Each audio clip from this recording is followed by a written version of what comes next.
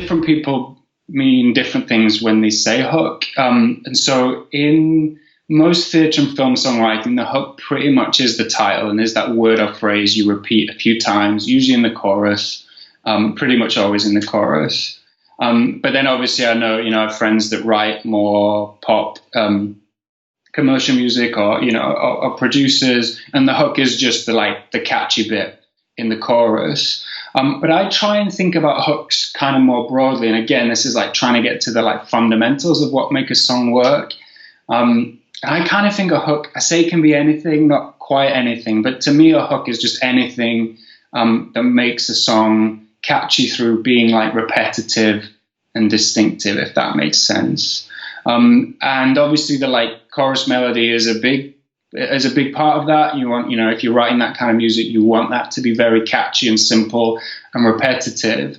But it's also little things, and I think about people like Max Martin. I know people, a lot of people bring up Max Martin whenever it comes to commercial music. He's obviously an amazing songwriter, but a lot of what he does is just about these little hooks, those little things that you would sing to your mates at the club or whatever, the things that just stick in you.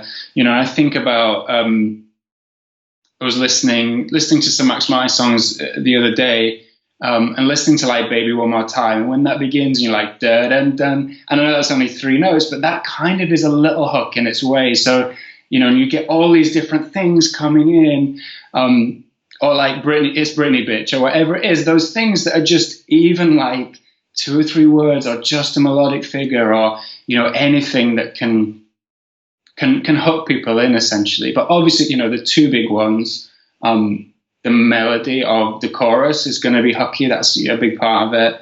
And kind of in most genres of songwriting, there's some kind of repetition of the title. Not always, but obviously you want to make your title stand out one way or another, and repeating it a few times is obviously a really good way to do that. So that's something, as I say, coming from a theatre background, it's obviously different depending on people's backgrounds, but as I say, throw all the hooks in you can. That's my... I think that's actually an interesting way of thinking about it. A lot of times I think when we think about hooks, you just distinguish between the lyrical and a melodic, but you can even... It's making me think you could push the idea of what's melodic further. A lot of times you're thinking about that as how the title's being sung, and that's being your hook. But really you can think about it, there could be an instrumental part that's super catchy, you had that Britney Spears example, or maybe even a lyrical part that isn't really sung on words, just kind of sounds exactly. La La's or something, like a Lady Gaga song. There's loads of those. So you could start to craft hooks that way, which I think in a lot of ways they're easier to write because you're not thinking about the words.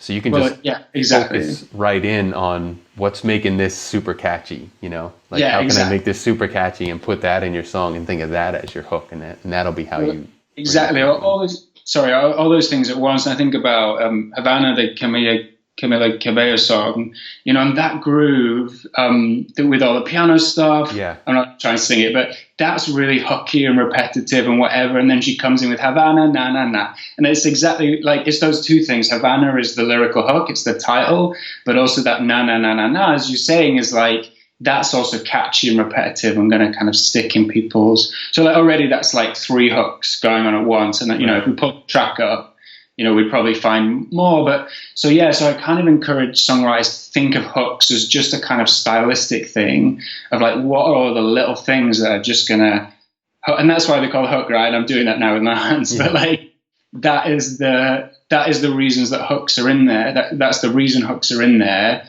And it's not just about one catchy melody. Again, like you were saying, things being consistently interesting or great or whatever.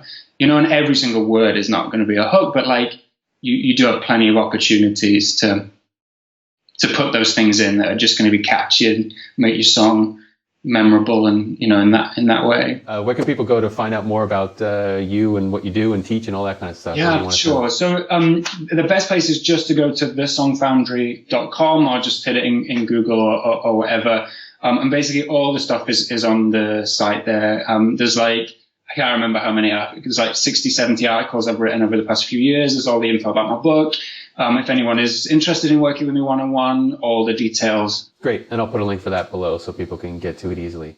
All right, so I hope that information helped you out. If you enjoyed that video, the full version of that interview is in our member site, which is called the Songwriting Success Circle. And if you want more information to improve your songwriting right now, I've got a couple of free cheat sheets for you that you can download by tapping on the screen here. And if you haven't yet subscribed to our YouTube channel to stay updated on our latest songwriting videos, you can tap our logo on the screen for that. I'll also have links for that stuff below this video. So thanks for checking this out. I'll talk to you in the next one. Take care.